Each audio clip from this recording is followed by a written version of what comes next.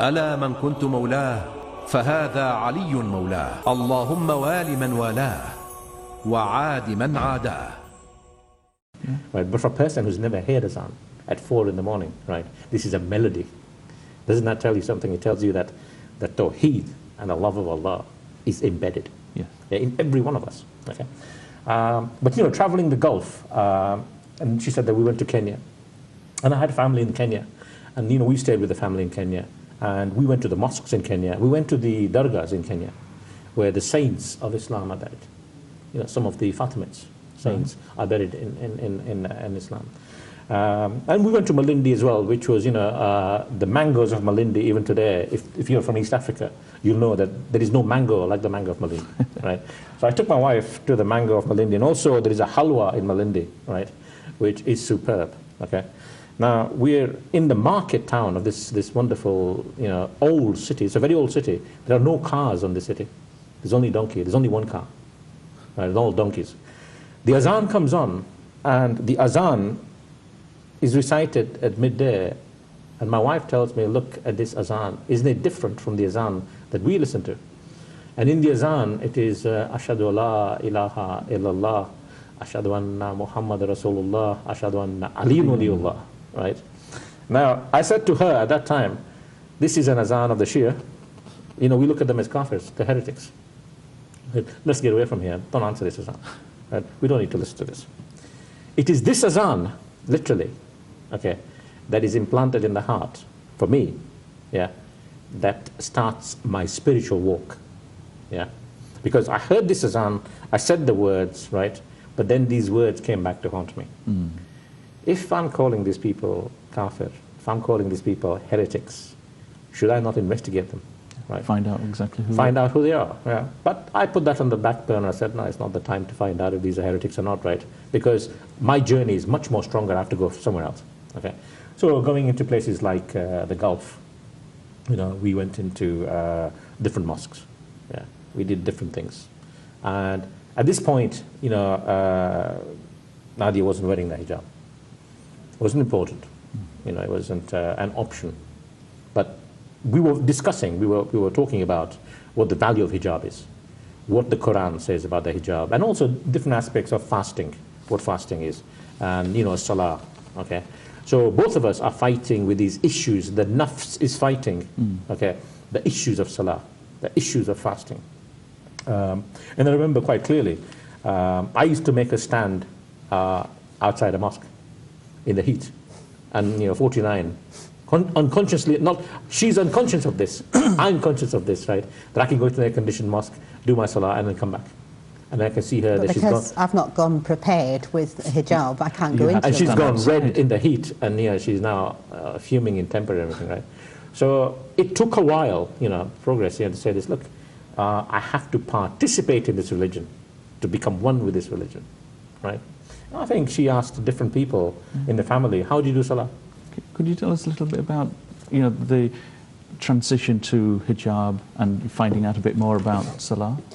Yeah, I mean, certainly Naim says that he feels it was me being stuck out in the heat, not being able to go into an air-conditioned mosque. But I think there were other reasons as well. At that time, I had a young daughter, and as Naim had said earlier, that it had been discussed that any children would be brought up as Muslims, and I knew from reading the Quran in English that a woman should be covered up, but had resisted in doing so.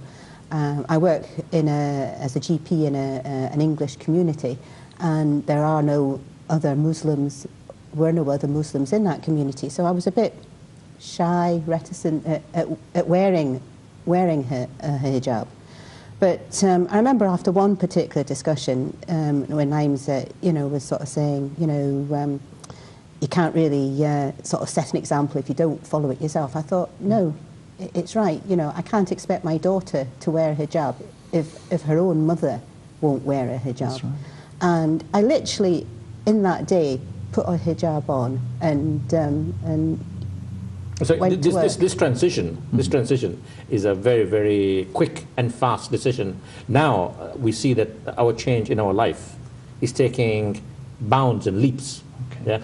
So she said to me in the evening, tomorrow I'm going to go wearing the hijab to work. We'll come back to that part of it straight after the break.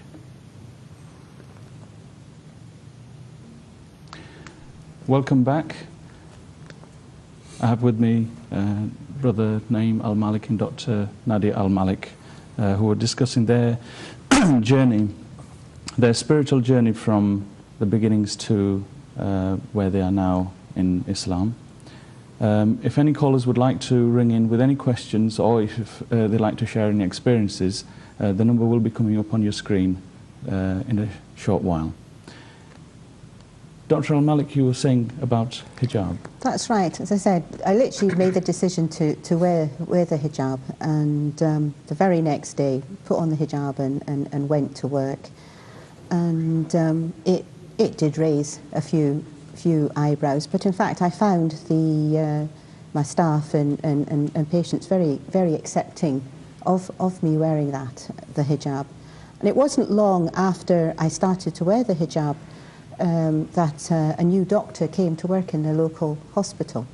Can I just ask, what sort of period of time are we talking? What years are we talking about? Mid-70s, mid-80s? No, we're talking about maybe about 10 years ago. About 10 years ago. Yes, so about 10 years ago. Right. So, you know, we had been married for about 10 years prior to that occasion. So, as Naeem says, it's been a long journey to get to this point. I didn't embrace Islam and wear a hijab straight away. It's taken 10 years of talking and discussing and travelling and reading to realise that hijab was an important thing to put on, to protect my modesty, to declare my faith to other people so they knew that I was a Muslim. Sure. And as I said, not long after wearing the hijab, a new doctor came to work in the local hospital, and he brought his wife and daughters into surgery to register them. And they were sitting in front of me, and the ladies were wearing hijab as well. And he saw me wearing hijab, and he was talking for his wife and children, and he was very pleased to see that there was another Muslim in that community, because he thought him and his wife, his family were going to be the only Muslims there. So the fact that I was wearing the hijab and declaring my faith to him allowed him to ask about how I knew about Islam, and I explained that my husband had introduced me to Islam, and he said that he would very much like to meet my husband, and that is how I introduced my husband to Dr. Ali. Okay, so you were invited to Dr. Ali's house, yeah, I believe? it was strange because Nadia came to the house and said to me, I've got an Iraqi or Iranian family, because she wasn't sure which part of the world they were from. But they're Arabs, right? And they've invited us to come to their house for a meal. Now, if you can imagine, I've been living in the north of England for this time, in the village I live in. There are no Muslims. No. Nobody's ever given us an invitation no other Muslims to come for a meal, and just for this to come out of the blue, they'd come in the evening for a meal, right? I was quite excited. I thought, yeah, let's go to this meal. Let's see this gentleman. And alhamdulillah, we got together in the evening, and we knocked at his house, and we were allowed in with a very warm welcome. And as I'm entering the door, on the left-hand side, I see a sword, Dhul Fakar, right? And I start seeing the Shia insignias, the 5 purified ones on the wall, the 12 imams, and I said to my wife, I think I whispered to her, I said, these are all Shia, right? Do you remember we encountered these people in Malindi? And she said, we are guests, does it matter, really, that we are guests? And alhamdulillah, I sat down and, I'm looking at their house, and I'm looking at their lifestyle. And this guy was so warm, to me, that he literally made me feel like I was part of his family. Very welcoming, very welcoming. Yeah, very welcoming, very warm, very generous, right? And I remember he said to me that he's the servant in his house, that I'm the owner, I'm the master, right? And this was shocking to me. I said, I'm in his house and I'm the guest, right? And this is how humble and pious he is. And, he had a plate of food on the table, like, 30, 40 dishes, right, to welcome us, and because he was so happy. Time for Salah came, and I remember I didn't used to do Salah continuously. I didn't do the 5 times Salah. So he said to me, he said, brother, are you going to lead the Salah, or shall I lead the Salah? And I said to them, look, I'm not, an alim of anything. And also I remember now something in my mind that the Salah is done with an Arabic tongue, has priority over you. And I said to him, Ali, you do the Salah because you got the Arabic in your mouth. And he said to me, he said, my Salah is going to be slightly different, right? Because I'm from the fiqh Jafari, my Aqidah is different to yours. And obviously, I will do the Salah differently. So he told me some ritual. I'd never seen the Salah. Okay, so he puts a rock on the ground, and he puts, some prayer beads on the ground. And he said to me, he said, do you want to do wudu, before, and shall we do wudu? I said, yeah, alhamdulillah, let's do the wudu. So he says to me, come, I'll show you the bathroom, I said, well, you do wudu first and I'll follow you. Now, I was expecting a wudu, like mine. Right. I've never seen this wudu in my life, right? He does the wudu, and he's so clean, he's so calm, and he said to me, please, bismillah, you do the wudu. So I did the wudu, and of course, I took my socks off, my shoes, and I'm putting my feet into the sink, and he actually fell over laughing, and he said, it's so funny, what if you fall, right, with misplacing your foot, and this is not the correct wudu anyway? And I said, how can this not be the correct wudu? This is the only wudu, right? He says, no, this is not the wudu of the Prophet, right? And then he actually recites me the ayah of the Quran, right? In the Quran says that you need 2 washes and 2 wipes, right? And I to me, something about this particular issue that he mentioned in Arabic, to him, this Quran is coming openly, clearly, right? When he quotes the Quran, he actually doesn't do it without thinking. He says in the Quran, he says that, you should wipe your head, right, and wipe your feet, not wash your head and wash your feet. And he says, okay, bismillah, let's go anywhere. So he said to me, are you going to? I said, no, you do the Salah. Now, he said, in the second part of the Salah, we'll do Qunut, and you don't do Qunut, but I'll do Qunut. And it's after the Salah, I said to him, I said, Ali, this Salah, yours is batil, right? I'm telling him this. A person who doesn't do Salah 5 times a day, a person who does 5 times Salah, right? So this Salah is batil. I said, why? He said, why? Because he said, first of all, you're doing it on this rock, which is bid'ah, right? And secondly, your wudu is half done because you didn't wash your feet and you had to wash your head. And he said to me, he said, I invited you to my house. I fed you, right? Okay. I saw your wudu, I saw your Salah. Did I say any was bid'ah? I didn't question you. Please tell me, what gives you authority? Or maybe you're an alim that I don't know, right? Maybe you've studied in Azhar.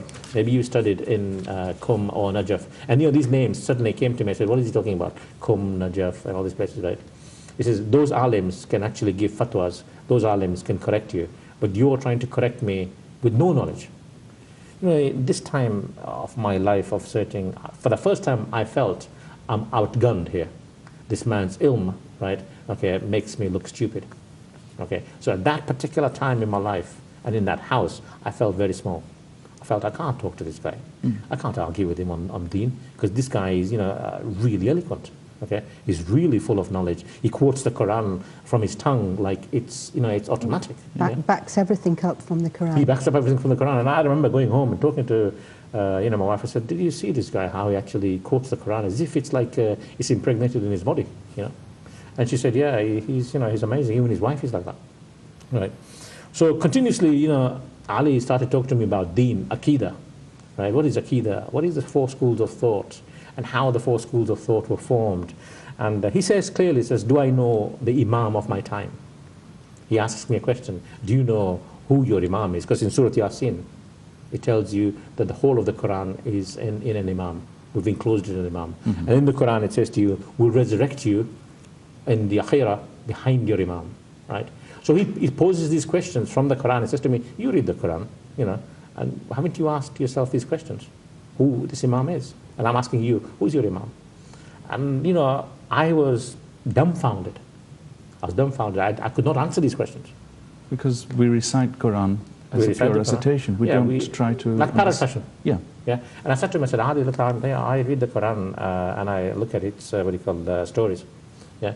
And I said to him, he actually looked at me and said, Astaghfirullah, do you think the Quran is stories? It's a guidance, it's a lead on mankind, right? It is sent here to straighten you out, right? It is here, it's a deen, it's to live. It's not a cut and paste deen, where sometimes you feel like it's time for salah, you do the salah, and sometimes you don't do the salah. He says, Allah Almighty, Allah subhanahu wa ta'ala in His Quran is commanding you. This is a commandment, right? If you do this, right, you'll be of the deen. If you don't do this, then you're not of those who are with the deen. This particular issue on my life was, very, very detrimental. Because from sitting with him, discussing things with him, reading books with him, okay, started my spiritual journey. Because I realized that I was not read. I realized reading the Quran and the Hadith is not enough. It's nowhere near enough, right, to know the ilm, to know what Prophet has told us to go and search for ilm, even if it means going to China, as we started off this program. Ilm was to be acquired, right, through gradual process of training yourself, reading the right books, reading the right verses of the Quran, applying the Quran, right, to ourselves. And living it. And living it. Rather than using it as a ritual, ritual salah, Absolutely. ritual fasting. Absolutely. That's not the objective of the whole That exercise. process alone is 15 to 20 years on its own. Okay, and it's a non-stop process, right? In between talking to him for 5 to 10 years, I realized that he instilled in me and he taught me what was needed. Okay, so he said to me, the books I've given you, and he used to give me books free. Literally, he would say, read this book, right? Okay, analyze it, and we'll discuss it next time we meet. Okay, so when he would give me a book, he would ask me, what did I read in that book? Okay, I would discuss with him, and I said, I'm learning this, and this is what the Quran is saying. And he said to me, he says, now you're becoming proficient at actually quoting the Quran. You're becoming happy at quoting the Quran. I said, yes, I'm becoming happy. He says, because you feel at ease now. Yeah. And for the first time in my life, I felt that, yes, I'm relating to the Quran, right? That what is happening in the Quran, I'm doing myself, right? But it's not the last book that he gives me. This is the final book, right, that he gives me, that makes me want to become who? The Shia. And that was? The book is by Dr. Tijani al-Samoy, and the book is And Then I Was Guided. Okay. Now this particular book is a personal journey of Dr. Tijani from the Maliki school. He's a Tunisian. Okay. Right. Dr. Tijani is talking, he's having a dialogue that I'm having a dialogue with a Shia. But the Shia are not enforcing their view on Dr. Tijani. They're showing him, look, you're coming to look for who? Abu Hanifa in Iraq. You're coming to look for Abdul Qadir Jilani alayhi salam, right? In Iraq. Okay. But why don't you come to the master of these people, right? You're coming to the students. Why don't you come to the master? I asked myself this question. The deen I was looking for, the purity I've been looking for, are we looking for the Prophet? I'm looking for the Prophet. I want his purity. I want his deen. I want his teachings. I want his tongue, right? I don't want anybody's interpretation. Okay. Finally, when I finished this book, and I remember waking up in the morning and saying to myself, do I want to become the person I hate, the people I hate? He used me as a sounding board quite a lot to sort of discuss and throw issues back off. And I realised then that I was questioning a lot, Sunni, Shia. And, he said to me, I think I'm becoming Shia. And I said, does Dr. Ali tell you anything that goes against the Quran? And he said, no. He said, everything goes back to the Quran. I said, is there anything there that is, you're not happy about? He says, it teaches you about the Prophet and the Ahlul Bayt, the family of the Prophet. And I said, I don't see that there can be anything wrong. And there's the analytical scientific mind at work. This was it. And see, the reason I used the scientific mind is what meagerly knowledge I had to convey Islam to this scientific mind. That scientific mind now is telling me that the Islam that I'm looking at is superior to the one I've been ingrained with, right? And that gives me the strength to say, if that person is so analytical, so meticulous, okay, If they see a fault, it says, no, we're not going to follow this fault. That's right. He's pointing to me to say, that is the correct Islam. And the version that this Islam is referring to the Quran. It's backing up with the Quran, Yeah. right? It's not backing up with his own mouth. He's not backing up with his own hadith. He's not backing up with his own story. He's not backing up with his own culture. He's not backing up with his own, what they call, heritage, right? Okay. There is a fantastic thing that he said to me once. He became so close as a brother to me. He said to me, he said, you made the first commandment from the Prophet. You made the first, what do you call, commandment that he gave you. Go and spread the deen, and you did not marry in your own culture. Why? He says, because inside you, ingrained inside you, you're listening to the Prophet. He says, go and spread Islam. Go bring the people from outside the deen into Islam. Mm-hmm. The Prophet didn't say go into another culture and bring another person to your culture. He said, bring the people who are astray from that straying, deviation, to the truth, right? He said, I'm doing the same with you.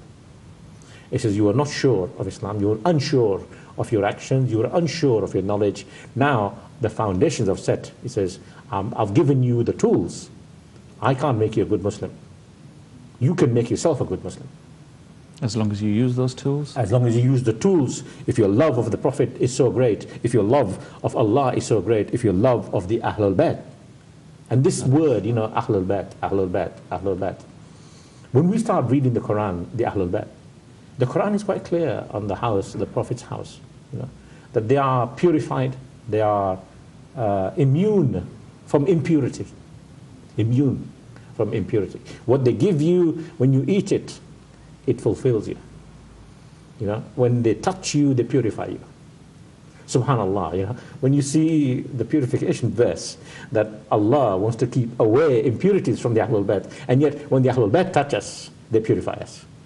This played a very big role on me, that I said, look, I'm reading people like Imam Abu Hanifa, Imam Malik, right? So my research did not stop with just the Shia. I went into Tunisia, Morocco, and saw the Malikis. I didn't even believe Dr. Tijani existed. I said to Ali, I said, you're a liar. This man, you fabricated this man, right? This book is a Shia book that you wanted me to believe. And he said to me, he said, do you want to meet this man? Will you meet him and then agree that he exists? Is this the yaqeen you want? I said, yeah, I want to see him, And alhamdulillah, Ali is one of those people. He had contacts. He spoke to Dr. Tijani in Tunisia. He said that there's a meeting in London sometime. Are you coming to that meeting? He said, yeah. He said to me, he said, do you want to come to this meeting? I said, yes. So I said, okay, in this meeting, the person that you think is imagination will be there. I said, okay. You can verify that he's written the book? Yes.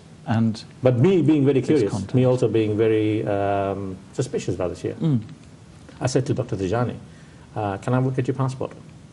I want you to be sure this is Tijani al-Samawi and that this is not a fabricated name. And he said, why? And I said, because Tijani al-Samawi is a Maliki Imam, Alim from a very strong village of the Sufis, and it's a very, very strong group.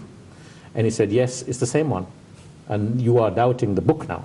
I said, yes, because the book writer is become a Shia. He says, that was a long time ago. That was a long time ago. I am that Shia now. And at this point in my life, right, I knew now the yaqeen, the certainty, right, that if these people don't even hide their writers, they bring them in front of you, right, what have they got to hide? What have they got to hide? Moving on, I didn't tell anybody about this change in my deen, in my aqidah. I looked at myself, evaluated my life, and in this evaluation, I came to the conclusion my wife had graduated in medical school in Aberdeen. Okay, I graduated in Leeds. But when we see somebody graduated from Oxford or Cambridge, what achievement they have. Their degrees are above ours. Yeah, their achievements are above ours because these are foundations laid in England. Because if you go with the Oxford degree university, you get a job anywhere in the world. Yeah. Okay. I liken my school of thinking now to that liking, right? We've got Imam Malik school, we've got Imam Shafi school, Imam Hanbal school, right? And I wanted to go to the first school. I wanted to graduate from Oxford, right? I didn't want to graduate from Leeds or Manchester or somewhere else, right? I wanted to graduate from the Prophet.